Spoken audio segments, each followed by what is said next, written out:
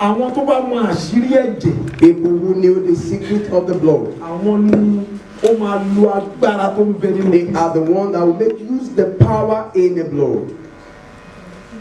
Ẹnikẹ́ni ò lè ṣẹ́gun. Anyone cannot overcome. Gẹ́gẹ́ bí Kristẹni. As a Christian, Ẹnikẹ́ni ò lè ṣẹ́gun. no one can overcome Láì mọ àṣírí ẹ̀jẹ̀. without knowing the secret of the blood. Revelation chapter 12. Revelation chapter number 12, Verse 11. verse 11, Revelation 12, 11. 11, 12. Ó ní wọ́n ṣẹ́gun. They overcame ṣẹ́gun rẹ̀ nítorí ẹ̀jẹ̀ ọ̀dọ́ àgùntàn. Nítorí kí ni wọ́n fi ṣẹ́gun ẹ̀? because of what? Ẹ lọ ojú ẹ wo bí. Eyes open and look at the blood. Tí o bá ń wá ìṣẹ́gun, If you are seeking victory, ẹ̀jẹ̀ ló ní. you need the blood. Tí o bá fẹ́ borí ayé, If ẹ̀jẹ̀ you ló want ní. to overcome the world, you need the blood. Yes sir, okay, kí n tó sọ̀rọ̀ nípa ẹ̀jẹ̀ Jésù. Before I talk about the blood of Ẹ jẹ́ Jesus, kọ́kọ́ sọ̀rọ̀ nípa ẹ̀jẹ̀ generally. let me talk about blood generally. Ẹ̀jẹ̀, Blood. ṣẹ́rí ẹ̀jẹ̀ lásán, Even ordinary blood, láì ṣe ẹ̀jẹ̀ Jésù. without the blood of Agbára wà Jesus, nínú ẹ̀. there is power in the blood.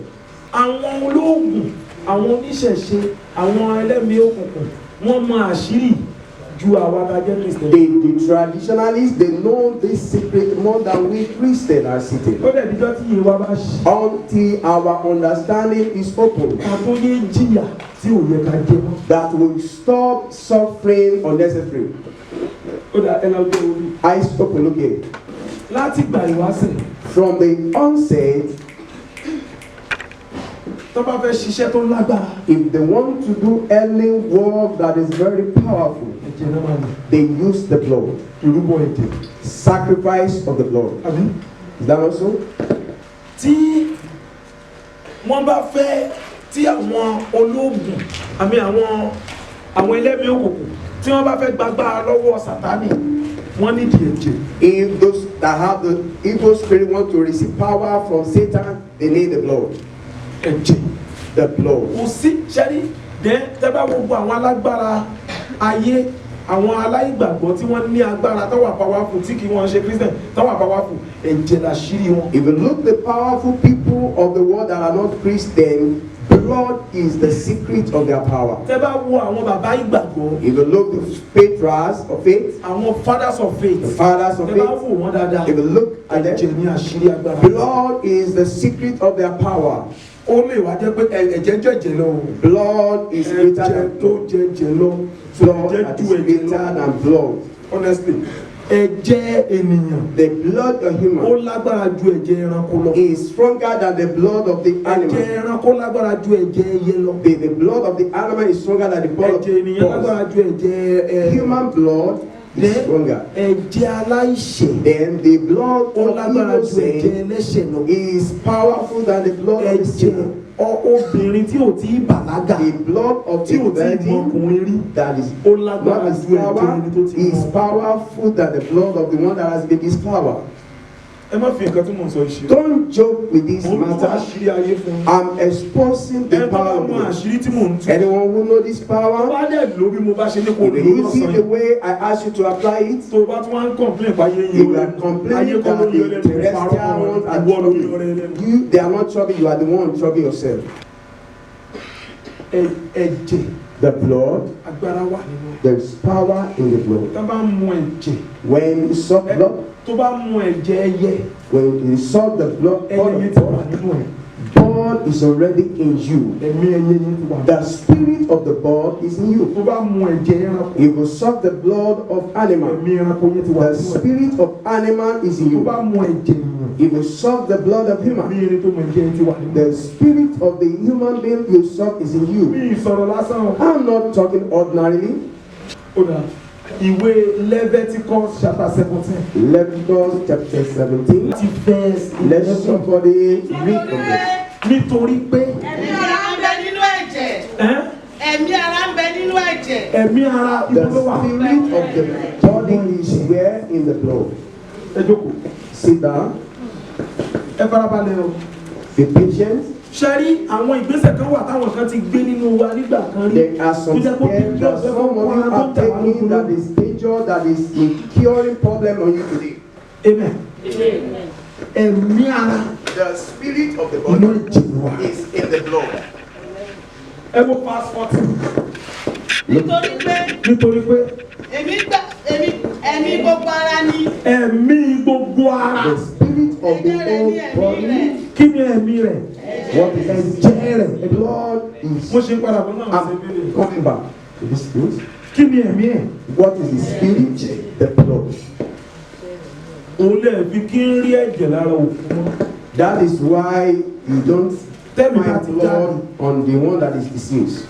Ẹ̀jẹ̀ ò sí mọ́. Once the spirit go out, no more blood. Náà ó sọ pé mo ní ẹni tó bá mu ẹ̀jẹ̀ ẹyẹ. If you drink the blood of Ẹ̀mí ẹyẹ ti wà lára ẹ̀. the spirit of Ṣé o ti yẹ wà ní God ìfowópamọ́ is in you. Have you got it? You understand it now? The spirit, the witch that sucked èèyàn ló gbóyún. he swallowed the spirit of human. Kò sáyè láti tú àṣírí tàwọn yẹn jù bẹ́ẹ̀ yẹn lọ torí No time to expand that. ọ̀dọ̀ tí wọ́n gbọ́dọ̀ lọ lórí. Time is passing. Amen. Amen.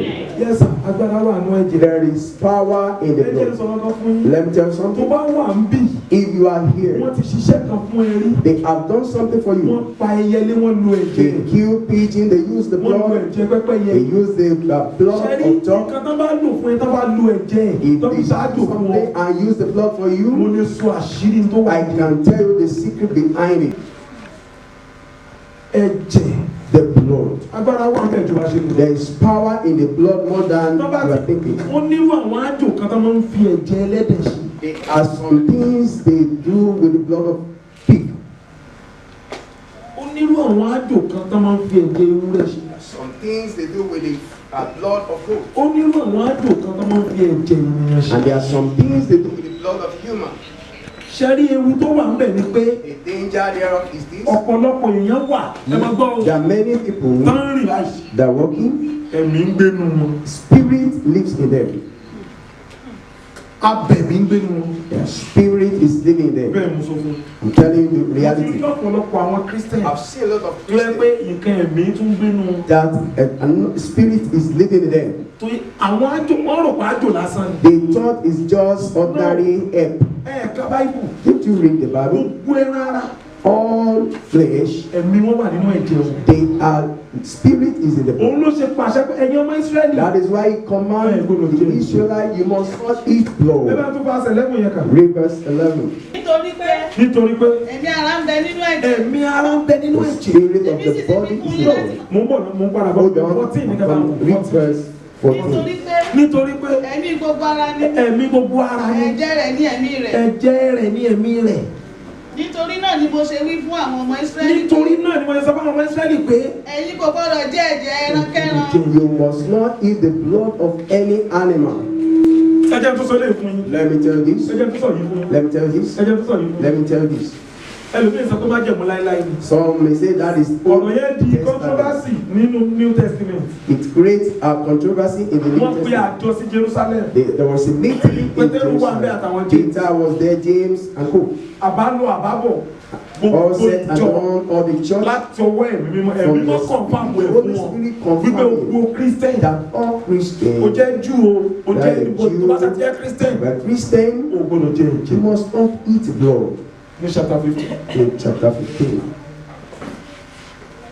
Ọ̀pọ̀lọpọ̀ Christian yóò understand yẹn. Many Christians doesn't understand this point. Má jẹ ẹ̀jẹ̀. Don't eat Kì í blood. ṣe má jẹ̀mú láéláé. It's not Old Àti má jẹ̀mú Testament. tuntun náà. And Ẹ jẹ́ kí wọ́n ṣọ́ra fún ẹ̀jẹ̀.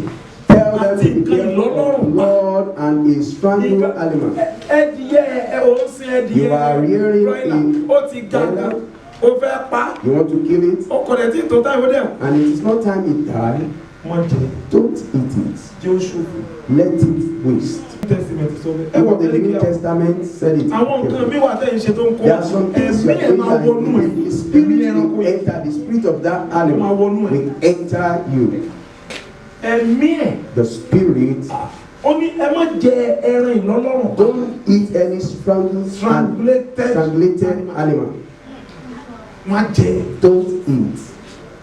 Ẹ̀jẹ̀ wà nínú ẹ̀. There is, Kò jáde. there is blood, the spirit in it. Ẹ ta ẹ̀jẹ̀ ẹ pa kẹ̀kẹ́ jáde. Kill it and let it share the Kẹ̀kẹ́ blood. jáde. Let the blood come Ẹ̀mí out. ẹ̀ jáde. The spirit has left. Ẹ̀jẹ̀. tó bá kú If it's táwọn pè that, ní kó kú sí gífà don't say you àbí just see. ọmọ wọn sọ kó kú sí gífà lé o You got this. ṣe pé Don't òun ni gífà ìwọ ni rìsífà you are a receiver. kí ló rìsífà What are you receiving? ṣe rí àgbàdúrà àwọn kankan wà We lára have to ọmọ pray. ìjáde There are some things in us if you go out. àwọn nǹkan ṣe rí ẹlẹ́lòmíì You see some people- tó bá bá lọ́gbàdo òun ò rìsífà ẹ̀mí mímọ́ Pray, I didn't receive the Holy Spirit. I promise. I speak àwọn kankan wà lára ẹ tí òun jẹ́ ká bí wọ́n ní ìjòkó that will not allow the Holy Spirit to sit in you. lọ́ọ̀ ni It is a law. covenant It is a covenant. àgbẹ̀yẹ nǹkan tẹ̀yàn ti lọ torí Many things people have dabbled into.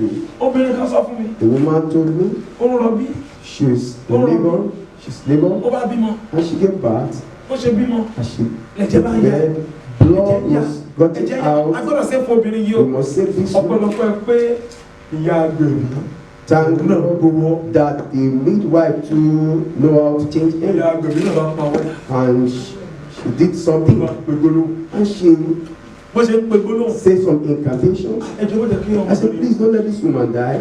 ìyá agbèrè bá And the midwife said ìyá something, agbèrè bá ní kó la and she asked ó bá her la to, she wrote ìyá down. agbèrè bá ń kó ẹ̀jẹ̀ tó jáde lára And she was sparking the blood bóyá ó bá ń kó and sílẹ̀ give it to us. ó bá ń kó sílẹ̀ He put the blood in her mouth, and bó ṣe ń kó sílẹ̀ as ó ń mú she's putting it in her mouth, and she's lọ́jí padà and speaking it back to life. ẹ̀mí ẹ̀ The spirit. bíbélì sọ̀rọ̀ kan jẹ́ fi The hàn Bible says something. Let me show ó you. ní ẹlẹ́rìí mẹ́ta ló ń jẹ́rìí láyé He said we have three witnesses in the world: ẹ̀mí the spirit, the water, and the blood. àwọn mẹ́ta dẹ̀ ni wọ́n ti ń jara wọn lójú. And the three, they don't ẹ̀mí disagree mímọ́ with each fúnra ara other. ẹ̀ The spirit in ló our tú àṣírí yẹn fún mi expose that nípa ìdílé. about deliverance. ẹ wo 1 John 5:8 Nítorí pé àwọn mẹ́ta ni ó ń jẹ́rìí ẹ̀mí àti omi àti omi àti ẹ̀jẹ̀. àti ẹ̀jẹ̀ Àwọn mẹ́tẹ̀ẹ̀ta sì fi ohùn ṣọ̀kan. àwọn mẹ́tẹ̀ẹ̀ta ṣe And kí the ni three, they are in agreement. ẹ jẹ́ sọ kíní kan fún yín Let me tell you tó something. o bá bá ìṣọ̀kan àwọn mẹ́tẹ̀ẹ̀ta If yìí you don't destroy the Baba agreement of the gbàbọ̀dé mọ́ three, if the tó o bá bá community ìṣọ̀kan wọn jẹ́ and if you don't wàá destroy wà the láyé wọn agreement, níjú ráyé lò. you will be in the war and they will not allow you to succeed. àwọn mẹ́ẹ̀ta yẹn ní agbára negative The wọ́n three ní have agbára a positive negative power and gbogbo ogun tó positive. ń ja ọmọ ẹ̀dá láyé All the power àwọn mẹ́ẹ̀ta yẹn ní ma bá that is against alágídí ogun tó kọ̀ tí o they are the three. Stop one battle that refuse to go. Amen. kí ni ìdọ́kọ̀ ọ̀run ṣe wọ́n wá ń bá yàn sùn While the spirit husband come and sleep with somebody. ṣé kí n sọ Should I tell you? torí nǹkan mẹ́ta yìí Because of these three things. torí nǹkan mẹ́ta yìí Because of these three tí things. ọkọ ọ̀run ò bá ráyè bá yẹn sùn If the spirit husband do not have kò ní nípa lórí ẹ̀ access to you, we not have power over bí you. bá sùn tó wá ń bẹ́ ẹ sùn Having obìnrin ní covenant renew the covenant. bẹ́ẹ̀ mo sọ fún un. I'm telling you the reality. nínú ìbálòpọ̀ In sexual nǹkan intercourse, mẹ́ta yẹn ló ń jẹ́rìí three things, these three things, Ẹ̀mí, the spirit, omi the water, àtẹ̀jẹ̀ and the kò blood. sí ìbálòpọ̀ kankan tẹ́nibọ̀dì lè ní No intercourse lẹ́yìn nǹkan mẹ́ta yẹn apart from these three things. ẹ̀mí The spirit, omi the water, àti ẹ̀jẹ̀ and the blood. kò sí ìbálòpọ̀ kankan No tí sexual nǹkan mẹ́ta yẹn ò sí mẹ́ that these things àwọn mẹ́ta yẹn ló ń jẹ́rìí láyé and the three bear witness àwọn on it. mẹ́ta The three. ó dẹ̀ jẹ́rìí gbé ọ̀pọ̀lọpọ̀ And they bear witness against many today. amen Amen. ẹgbọ́n ilé Listen to this one. tí o bá ní ìbálòpọ̀ pẹ̀lú ẹnìkan If you have sexual intercourse with somebody, omi máa jáde lára ẹ̀ the water will come out. àbí Is that so? omi tó ń jáde lára ọkùnrin nínú ìbálòpọ̀ The water that is coming out during Kì í ṣe omi lásán. sexual is not ordinary water. omi tó lẹ́mìí ni It's a semen that has water, it's spirit. omi tó ní kíni It has o lè má fojú ara rí you may not see with physical àwọn eyes. onímọ̀ ìjìnlẹ̀ tí wọ́n ní nǹkan tó fi ń wo nǹkan The scientists wọ́n rí who wípé are equipped ẹ̀mí tó wà to- nínú omi tó jáde lára The ọkùnrin níbi life ìbálòpọ̀ in that semen, ẹ̀mí tó wà ń bẹ̀ Like ẹ̀mí ẹ̀mí the spirit tó wà ń bẹ̀ that is there ó lé ní 33 million is more than 33 million tó kàn jáde látàkó kan ní that ìbálòpọ̀ come out for you just Omi jáde having lára ẹ̀. sexual intercourse. tí wọ́n ń pè ní sperm The sperm come out. ẹ̀mí wà ń bẹ̀ There is spirit in it. nínú ìbálòpọ̀ In sexual omi máa ń intercourse, jáde lára obìnrin náà. the woman also Omi yẹn that ìyẹn ò lẹ́mìí ní tiẹ̀. that doesn't have spirit. Amen. Amen. ṣe tún wá rí omi tó ń jáde ní ara ọkùnrin The one that comes tí out ẹ̀mí wà ń bẹ̀ that the kì í spirit ṣomi gan. is not Ẹ̀jẹ̀. water, it is blood. Kí ni mo pè é? It is blood. Torí ẹ̀jẹ̀ oríṣi mẹ́ta ló wà. Because we have three type of blood. Ẹ̀jẹ̀ oríṣi mẹ́ta. There's three type of blood. Ẹ̀jẹ̀ funfun, White blood, ẹ̀jẹ̀ pupa red blood, àti ẹ̀jẹ̀ olómi. and water blood. So irú yìí tó jáde lára ọkùnrin níbi The ìbálòpọ̀ one that come out òun from ni a máa man, ń pè ní ẹ̀jẹ̀ funfun. we call it white blood. Ìdí tó fi jẹ́ pé ẹ̀jẹ̀ funfun ni yí pé Why lẹ́mìí. it's called white blood? Because it has spirit. My God. Ẹ̀jẹ̀ ni It is torí blood. ẹ̀mí wà bẹ́ẹ̀. There is spirit in it. Amen. Amen. Náà ẹ wá wò nínú ìbálòpọ̀ ní báyìí àti rẹ̀ Sexual intercourse, àti rẹ̀ the spirit is àti rú. blood. We see the water. Àbí Isn't it? mẹ́tẹ̀ẹ̀ta yẹn The three náà lè ló produce ọmọ. produce child. Ìjọ tí obìnrin bá tún máa bímọ The day the mẹ́tẹ̀ẹ̀ta yẹn á tún máa jẹ́rìí. the three will come and bear witness again. Níjọ́ tóbìnrin máa tún máa bí ọmọ sáré mẹ́tẹ̀ẹ̀ta yẹn á tún jẹ́rìí. The three also will bear Ọmọ tó ń bọ̀ ẹ̀mí ni. the baby that is Omira is àtẹ̀jẹ̀ the water and the blood. mẹ́ta ló jẹ́rìí. The three bear witness.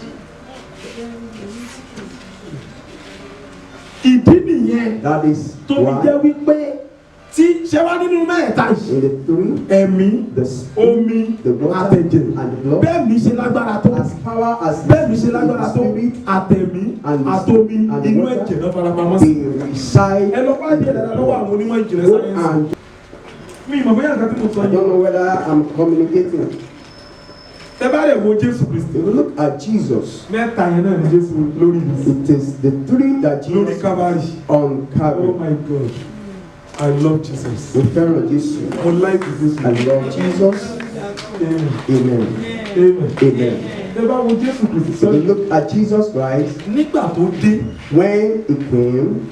Number one, ẹ jẹ́ kọ́kọ́ ṣàṣírí. Number one, let me tell you Ẹ kí mo sẹ́kọ̀ máa kọ́ sọ general I ẹ̀jẹ̀. said I will talk about the general blood. Ẹ̀jẹ̀ lásán gan bó ṣe lágbára tó nìyẹn. The blood Ẹ ká wá has switch sínú power. ẹ̀jẹ̀ Jésù kan Let tó máa us gbàdúrà. switch to the blood Torí of ẹ̀jẹ̀ Jesus. Jésù gan ni Because tájẹ́tì wa. the blood of Jesus is our target, is what we want to use this afternoon. Náà ẹ wùgbà tí Jésù ń bọ̀. Look when Jesus Wá was sínú ayé. coming to the world. Ṣé ní gbogbo nǹkan tó ṣẹlẹ̀ nípa ìbí Jésù? All that happened about the death of Jesus, Master plan Ọlọ́run it is the master plan of God from the foundation of from the foundation of the world. Kò gbọ́ Ọlọ́run plan ẹ̀. God planned it. Mo like your law. I so much love God. Master strategist. He's the master strategist. Amen. Amen.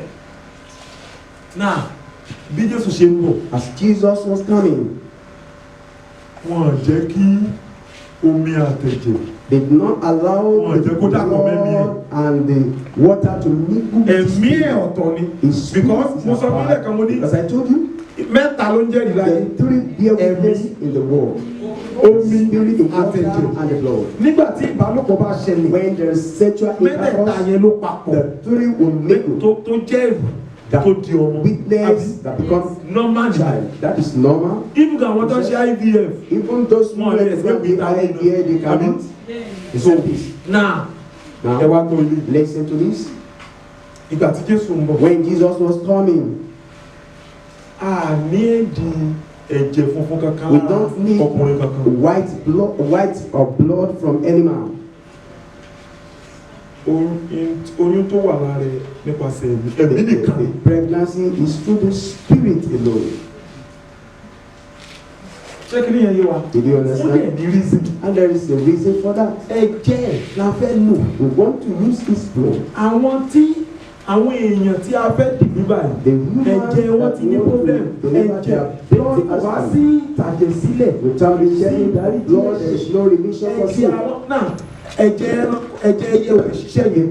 Blood of Ẹ̀jẹ̀ ẹranko ò lè ṣiṣẹ́ yẹn. blood of Ẹ̀jẹ̀ animal, èèyàn ló lè ṣe. it is human blood that Èèyàn tó bá wá ṣe yẹn náà. and the human that Tó will bá ti ní ẹ̀jẹ̀ tó bá yẹ pé ẹ̀jẹ̀ tàbí bí ẹ̀jẹ̀ ọkùnrin náà. it involves Ó ti wà the polluted. man, it is Ẹ̀jẹ̀ yẹn náà polluted. la fẹ́ wẹ̀nù. And Ẹ̀jẹ̀ yẹn náà la fẹ́ rà padà. want to So receive a that ní blood. ìdí ẹ̀jẹ̀ tó We yàtọ̀ need sí a blood ẹ̀jẹ̀ that is different to all these blood.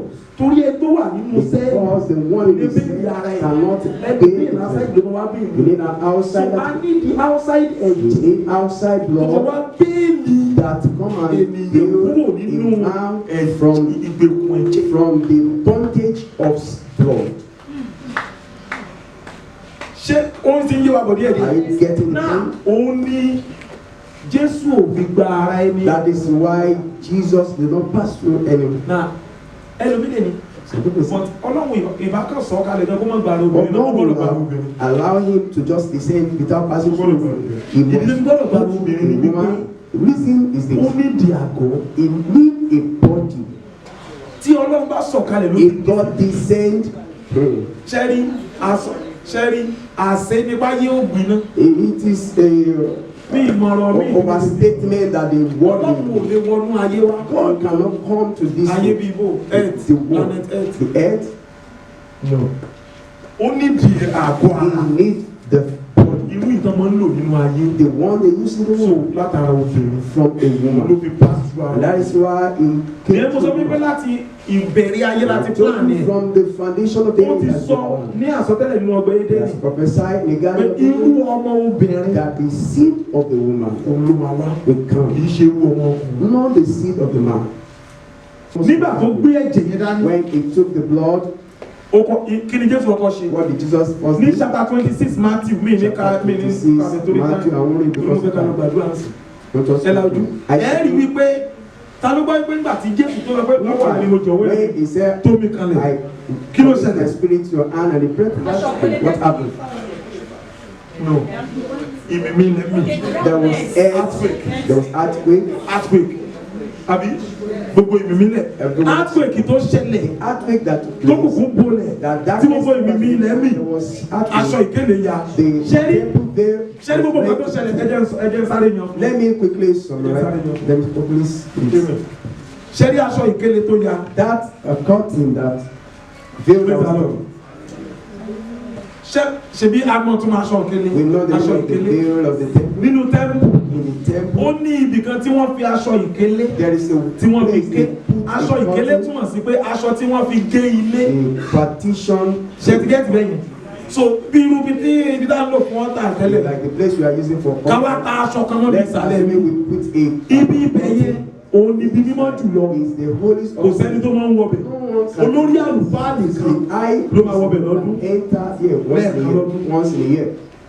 so anybody will No one can see. ṣùgbọ́n nígbà tí Jésù ti bọ̀ But when Jesus Christ died, aṣọ ìkélé yẹn ya the parting ó ya látòkè rain tóró from ga gan Because so it's tó tall. téèyàn bá máa yá it wants ìsàlẹ̀ to náà ti tear máa yá you from the ṣùgbọ́n torí kó ya látòkè But ó bí ẹni pé Ọlọ́run ló ya látòkè kì í ṣe it's God who so gbogbo turned everybody mọ̀ it. Man, then nígbà tó ti ya when yẹn it was tall, òun ni ó fi sọ gbogbo àwa tá a rà padà that is what he di olúwàlùfáà made ẹ̀yin ni ìrántí àti yàn the eye. orílẹ̀-èdè mímọ́ olúwàlùfáà so kò sí pé ẹnìkan làlùfáà mọ́ ẹnìkan lọ́mọ ọ̀dọ́ mọ́ gbogbo àtúnbí nínú Kristi Jésù gbogbo wa ni priest We are priests. gbogbo wa ti lè wọ́ bẹ̀ so kì í ṣe pé ẹ dáàdì Not a ẹ̀yin ni kẹ́ bá lọ bọ́ lọ ìwọ náà lè bọ́ lọ We can go and meet God. kò í ṣe olórí àlùfáà nìkan ló lè wọ́ bí mímọ́ jùlọ ìwọ náà gẹ́gẹ́ bí kìrìsìtẹ́nì ìwọ lè wọ́ bí mímọ́ jùlọ ara àkọ́tẹ́jẹ Jésù ṣe nìyẹn o That is what the blood of Jesus did. níjọ́ tí aṣọ ìkélé ti yá When the curtain was ìjọ náà that thing, ni àti rúbọ mọ́ we don't offer sacrifice. kò sẹ́bọ mọ́ No more sacrifice. torí ẹbọ tó ga jù láti ṣe Because ẹ̀sà the greatest kò sẹ́ sacrifice, Ọlọ́run ò ní nǹkan mi God did not need anything the again. last card di Ọlọ́run ni That is the last card and that is the ultimate sacrifice and the ultimate sacrifice. ní gẹ́rẹ́ tí ẹ̀jẹ̀ yẹn kan lè Immediately the blood tí aṣọ ìkélé yá and the curtain. bíbélì tó sọ̀rọ̀ kan I will say ó ní something. ibo Jimmy ti Say sè the great ship talógbá talókà who ready ó you ní are. a sì rí òkú And àwọn we èèyàn see mímọ́ the cups ẹ̀rọ of fẹ́rẹ́ lé sin. fásitì You think it was just written there. ṣẹ́ni ẹ lọ kọ̀nẹ́tì máa gbára ẹ̀jẹ̀ Jésù And connect to ìwọ the tó ò dìbò nìyí power of the blood. tó kọ̀nẹ́tì máa gbára ẹ̀jẹ̀ Jésù The ó powers of the wọ́n rí sin. wọn ní They Jerusalem saw them in the street of Jerusalem. àwọn òkú tó ti kú The people have died for ẹlòmíì them. ò mọ mísírì tó wà mẹ́ Many doesn't know the mystery there. bíbélì sọ fún wa The Bible told àwọn us òkú tá ti dè mọ́lẹ̀ the cups that be tied.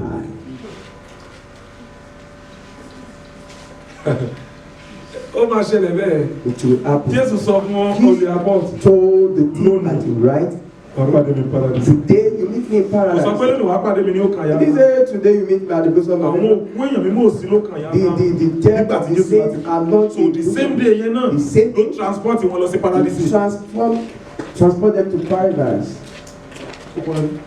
That's it. Ẹ ti gẹ́tì bẹ́yẹn. You get the point? Now, Gbogbo yẹn ni ẹ̀jẹ̀ Jésù ṣe. this all the Bíbélì tí wàá sọ blood. kíní kan nípa ẹ̀jẹ̀ The yẹn. Bible says something about the blood. Pé nígbà tó kú, When he died, pé ó gòkè lọ. he ascended. Ó ní ṣùgbọ́n ẹni tó gòkè lọ. So the one that Ló ti ọkọ̀ sọ̀kalẹ̀ lọ. first descended. Àbí? Ephesians chapter 4. Ephesians 4. Ó sọ̀kalẹ̀ lọ sí ipò. He descended to the grave. Ó ti pa ikú gbágbá lọ́wọ́ ẹni tó ní He ẹgbẹ́. received power from he that about dead. Ṣẹ́ni ẹsẹ̀ bíbélì yẹn ni mò ń kà. I'm reading that. Ní ẹ̀mí dírámà inú mi bẹ̀rẹ̀ sí ní And sókè. the spirit of drama in me started Ní mo bẹ̀rẹ̀ sí ní reflecting, started imagining. ni mo wá rí Jésù. And I saw Bó Jesus. ṣe gbé ẹ̀jẹ̀ The yẹn. way he carried the Ẹ̀jẹ̀ ìrúbọ ẹ̀. blood of his Ó fi sacrifice, ọwọ́ carried it, tí wọ́n ti kàn léṣù. which they are Ó fi gbé ẹbọ ẹ̀jẹ̀. carried the sacrifice of the Bó ṣe blood. sọ̀kalẹ̀. As he Tẹ́mi ẹ̀ descended jáde. there and the spirit Ó came lọ. out, he went. Ó lọ sí ibojì. He went to the grave Nínú ìyẹ̀wò. in the covering of Nínú darkness, spiritual realm. in the spiritual realm of darkness. Ó gbé ẹbọ yẹn lọ sí. He took the Mo sacrifice. sọ wípé mi dírámà tó wà I nínú told mi you the spirit of drama in me to imagine. Nígbà tó gbé ẹbọ ẹ̀jẹ̀. When he carried the blood of Ó sacrifice, gbé ẹbọ ẹ̀jẹ̀ náà. carried the Wọ́n kọ́ lọ fi hàn sacrifice, Olúwa. he first came to the Almighty. Ẹ̀rí mi rèé. This is my witness Pé mo ti ra ayé that pa. I have redeemed the Gbogbo world. àwọn áńgẹ́lì dúró. All the angels stood. Ìwé Revelation chapter 5 sọ fún wa. Revelation chapter Torí kò sẹ́ tó lè tú èdìdì There is náà. no one that can open the seal. Wọ́n á lé tú. They can't open it. Gbogbo ìjìnìjìnì mú wọn They lára. were frightened. Àwọn àgbàgbà mẹ́rìnlélógún. Àwọn áńgẹ́lì. The Gbogbo angels, wọn parọ́. they were Lójijì. suddenly Wọ́n wókè. Wọ́n rí ọ̀dọ́ àgùntàn náà. a Wọ́n lamb bọ̀ tẹ̀tẹ̀tẹ̀. coming with the blood, Ó gbé ẹ̀jẹ̀ náà. carrying the blood. Gbogbo wọn dìde They dúró. all stood.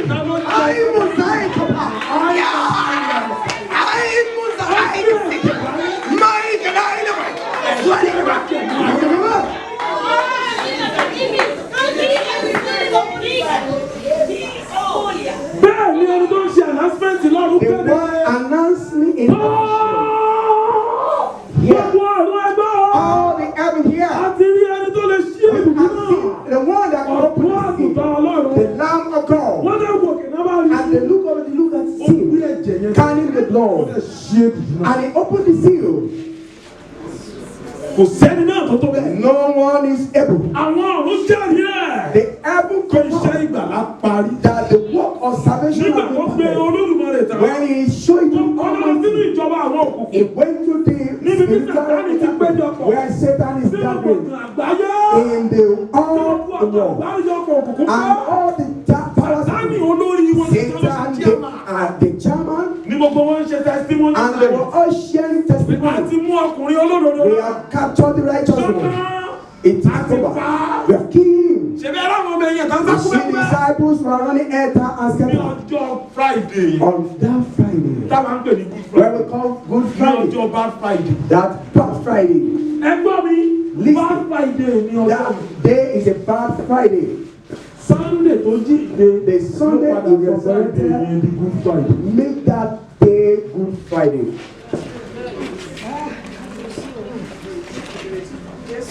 Àwọn ẹ̀mí òkùnkùn tilẹ̀kùn wọn rí. They shut Inú the wọn dùn, door. wọ́n dá They wọn were dùn. rejoicing and celebrating. Lọ́yà testimony time. As a testimony time, Oníkálukú bá ń yọ ní kọ̀ọ̀kan. everyone was standing.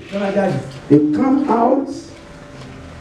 Èmi ni ẹ̀mí abádọ́ni. I am the spirit of Ẹ̀mí abandon. apaniyan. The destroying Èmi ni spirit. mo kó wọnú Hẹ́rọ́dù. I entered Nígbà tí wọ́n Herod. bí kíní ọkùnrin olóyè. When this righteous one was Wọ́n given ní kó back, pa.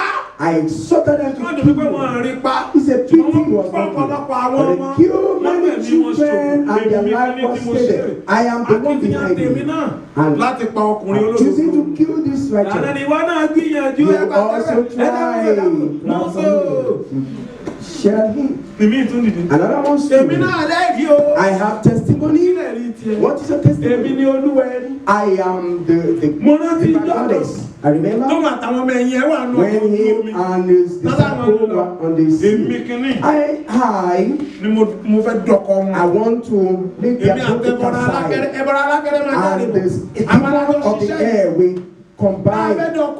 We want to make his ship to capsize. We want to kill him and make his ship to capsize on the sea. Before he stood up and replied, he also tried. Share them. Share them. Another one come. I am the spirit of authority. I entered the Pharisee. The day they took him to the mountain, I want to push him before he went away. You also tried. Another one is I am the spirit of authority that entered Judah. First, I want to enter Peter, but Peter quickly confess. That is why that Peter opened that allowed me to capture. But Judas had later bewitched. I entered Judah, asking to betray Jesus. That he was when they were shouting, suddenly they had a voice. Lift up your head, where you and be lifted up. He everlasting God, that the King of glory might come in.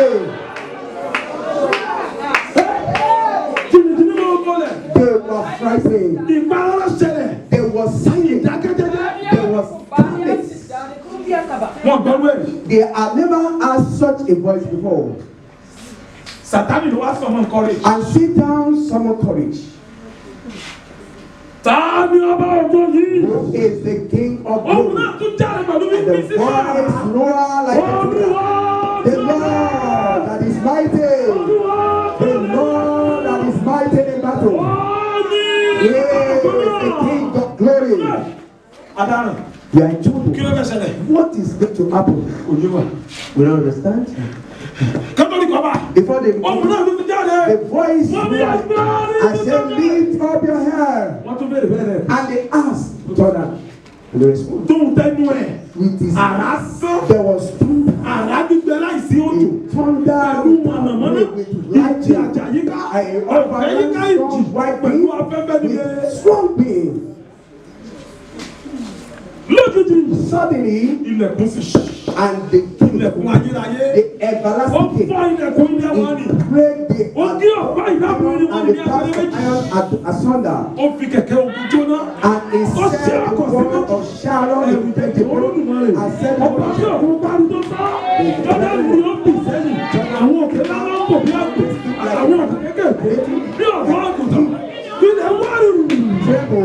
before the Lord of hosts. Suddenly, they were the King of glory has come in. He went straight to the seat of Satan. Look at him. He received the power from him. He received the rope from him. Satan remove everything on you. Remove everything. It is out there. After that, he went to where death is. You are dead. You are dead. Is it over? Dead. Where is your sting? You went to the grave. Where is your victory?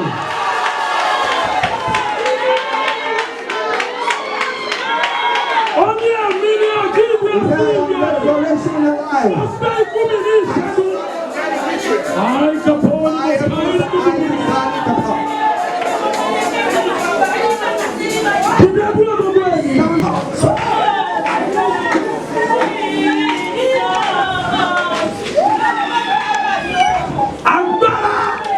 Is it the blood? Authority that is in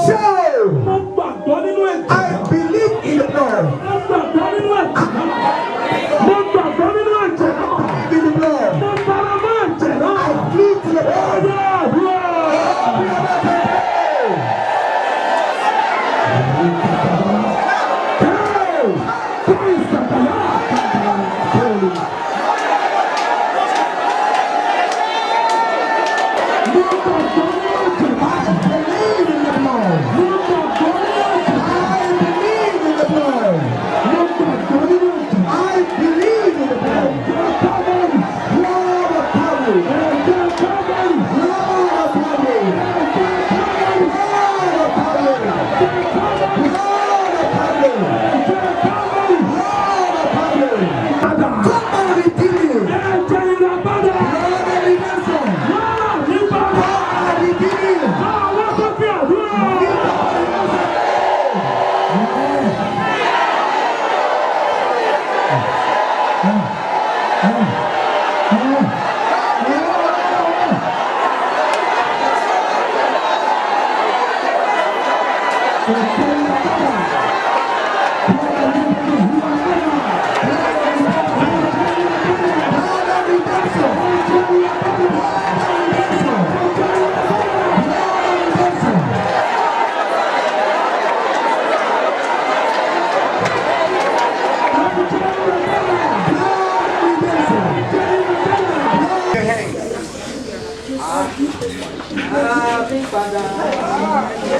Bí ẹ̀jẹ̀ náà ṣe lágbára tó. As powerful as the blood. Kò lè gbani láti. Cannot betray. Kò lè wọ́n ní sàtì. Cannot betray. Kò lè má mú bọ́. Can never disappoint. Ẹ̀jẹ̀ orí Calvary. Blood of Calvary. Bí ó bá gba ọkàn rẹ̀ là. In the Savior soul. Ó di ẹni ìgbàlà. You are saved. Ọ̀pọ̀lọpọ̀ lónìí. Many today. Tí wọ́n láwọn born again. That said they are born Tí wọ́n again. ń tara wọn kiri. That deceive themselves. Ó gbà kẹ́jẹ́ Jésù rà ẹ̀ You padà. now allow the blood of Jesus to redeem Tí you. wọ́n bá jẹ́ pé ẹ̀jẹ̀ Jésù ló rà ẹ̀ padà. If it is the blood of Jesus that redeems you, Ojúlówó àtúnbí ni wàá jẹ́. you are a bona fide born Ẹ̀jẹ̀ again. yìí lágbára jù bẹ́ẹ̀ lọ. If that is powerful, Ó wà ń bí báyìí. you are here. Bí ojú gbogbo ènìyàn. Eyes closed. Ó fẹ́ kí ẹ̀jẹ̀ yìí You want this blood. kó ṣiṣẹ́ àṣepẹ́ nínú ayé rẹ̀. Perfect on your Kó o di àtúnbí tòótọ́. You want to be born again? Tó kó o di àtúnbí. You be born again. Forget gbogbo géèmù tó ti ń pè tẹ́lẹ̀. Whatever the game you have been playing for. Forget drama tó ti ń pè Forget tẹ́lẹ̀. the drama before. Forget ìrìn àjò tó ti ń rìn Forget tẹ́lẹ̀. the bad journey. Ó fẹ́ di ẹni You ìràpadà. want to be redeemed. Torí ẹ̀jẹ̀ yẹn ń ṣàn Because the lọ́wọ́lọ́wọ́. blood is flowing now. Ẹ̀jẹ̀ wá jẹ̀mú ayérayé ni. Ó ń ṣàn lọ́wọ́lọ́wọ́ báyìí. It's flowing. Ó fẹ́ di ẹni ìràpadà. You want to be redeemed? Ó fẹ́ di àtúnbí. You want to be born Ó again? fẹ́ di born again. You want to be born Kí again? ẹ̀jẹ̀ yẹn lè níbi ṣiṣẹ́. For the blood to Ìwọ flow. dà níbi tó Where wà. are you? Wá kúnlẹ̀ síbi pẹpẹ. Come and kneel at the altar Máa here. bí ẹ̀jẹ̀ yẹn báyìí. Invite the Sọ blood. pé ẹ̀jẹ̀ ìràpadà. The blood of redemption. Máa oyá dìbò pẹpẹ súnmọ́ bí pẹpẹ. Súnmọ́ bí pẹpẹ. Altar. Oyá ìṣẹ́jọ́ láti di I am àtúnbí. ready to be born again. Mo ṣetán láti di I am ojúlówó àtúnbí. ready to be born again. Láti di ojúlówó àtúnbí. By the blood of Tí a ti mú ẹ̀ṣẹ̀ kúrò. And the sin has Kò been sí tó dá taken. ìtúsílẹ̀ wa dúró. There is nothing, Kò lè sí tó lè nothing dábàá tó stopping láti our wọnú ìṣẹ́gun deliverance. wa. Nothing stopping us from Ìdí èyí ló fẹ́ ká entering. gbàdúrà. As I will to pray. Gbogbo oró burúkú tó ti wà lára. All the evil speech in my body. Gbogbo máa ń jẹ̀ mú tó ti wà All lára. the covenant of darkness in my body. Nípasẹ̀ ìdúró mi. By my standing. Nínú ẹ̀jẹ̀ Jésù. In the blood of Jesus. Nípasẹ̀ ìràpadà. By my redemption. Nípasẹ̀ ẹ̀jẹ̀ Jésù. By the blood of Jesus. Gbogbo máa ń jẹ̀ mú òkùnkùn. Every covenant of Máa ń darkness. jẹ̀ mú àwọn àjẹ́. Covenant of the weak. Máa ń jẹ̀ mú ẹ̀mẹ̀rẹ̀. Covenant of the weak. Máa ń jẹ̀ mú àbíkú. Máa ń jẹ̀ mú ọkọ ọ̀rọ̀. Máa ń jẹ̀ mú ayọ̀ ọ̀rọ̀. Spirit Máa ń life. jẹ̀ mú ikú òjijì. Máa ń jẹ̀ mú ẹ̀gbọ́n àtọkọ́. Of the earth of Máa ń God. jẹ̀ mú àìsàn. Jáde lọ́wọ́.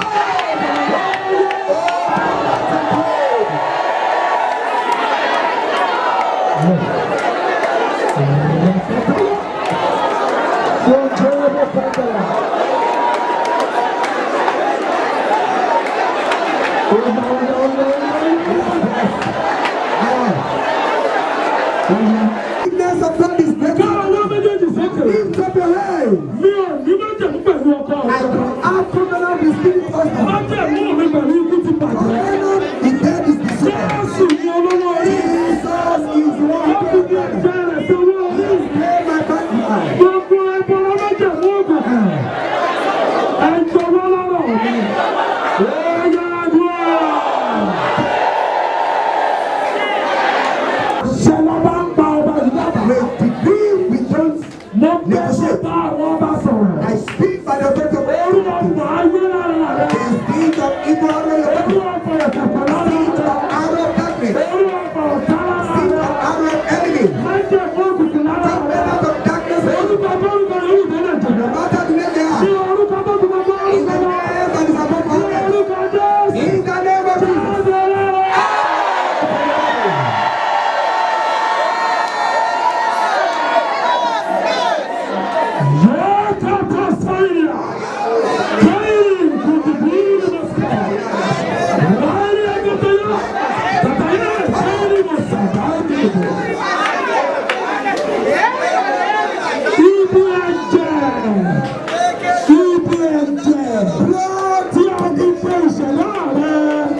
ẹ̀jẹ̀